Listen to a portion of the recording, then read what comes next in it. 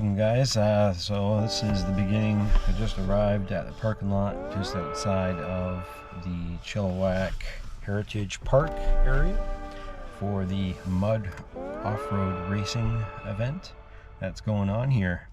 I got invited to fly my drones out here and got in contact with some good people at the club. But yeah, I've just arrived here and the weather is crazy. We've been having a lot of forest fires here, of course, if you haven't noticed. But yeah, check this out. We basically all surrounded by smoke.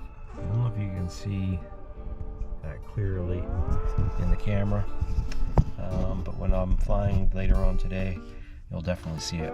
It's crazy. It's really bad. You can smell it in the air.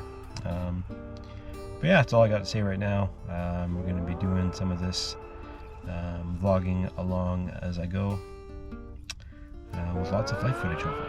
So tune in.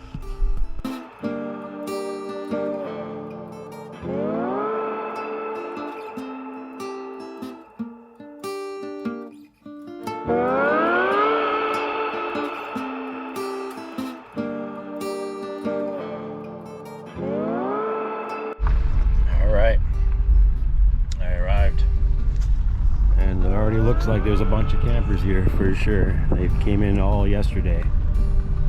Now I'll just have to find out where I want to park and where the action's gonna be.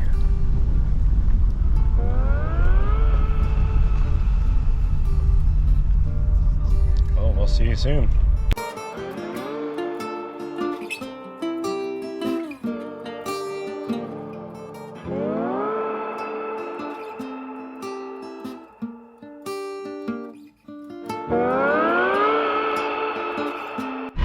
So we've got to the mud spa here. This is where they're going to be doing all the mudding.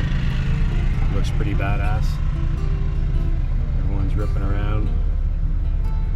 It's a beautiful day.